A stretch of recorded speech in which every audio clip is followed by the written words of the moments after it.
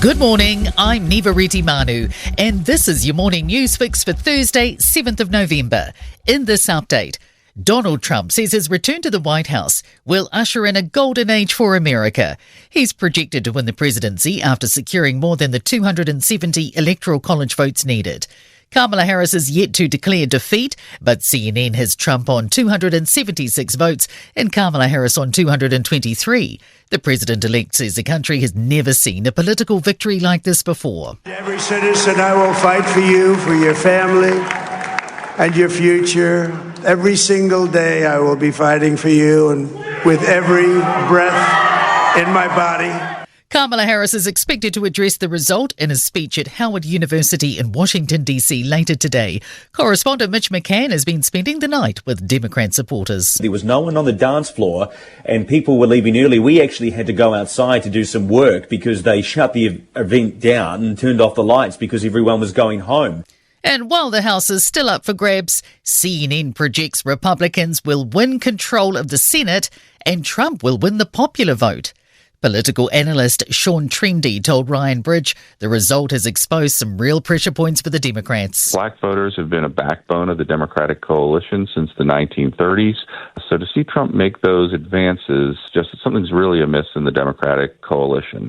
Infometrics principal economist Brad Olson says markets are likely to be volatile until Trump officially takes the reins in January.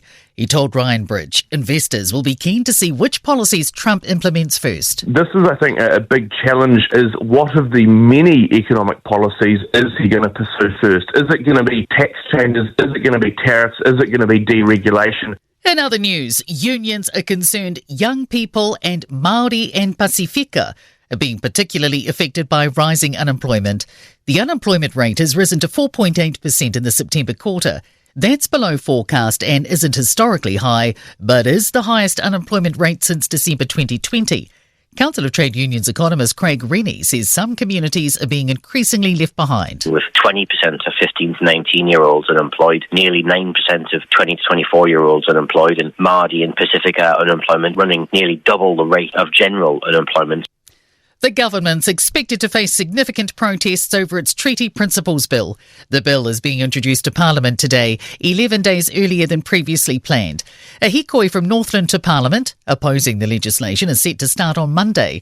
Auckland University Professor of Māori Studies, Margaret Mutu, says the early introduction of the bill won't change the force of the movement. Really, if anything, it's an added incentive for not just Māori, but a lot of non-Māori who are saying to us, how can we help you? In sport, loosehead prop Ethan de Groot has missed the All Blacks 23 to face Ireland on Saturday morning, with Tamaiti Williams preferred. The run on side features two changes. Asafo Aumua and Damien McKenzie are at hooker and first five respectively. Former teammates have delivered tributes for New Zealand's only female Olympic track medalist, Maurice Chamberlain, who has died aged 88. And Formula One drivers Valtteri Bottas and Zhou Guan Yu will leave Sauber at the end of the season. Neither has scored a point in 2024. I'm Neva Manu. That's your latest news fix. We'll be back with the next update at midday from the Newstalk ZB newsroom.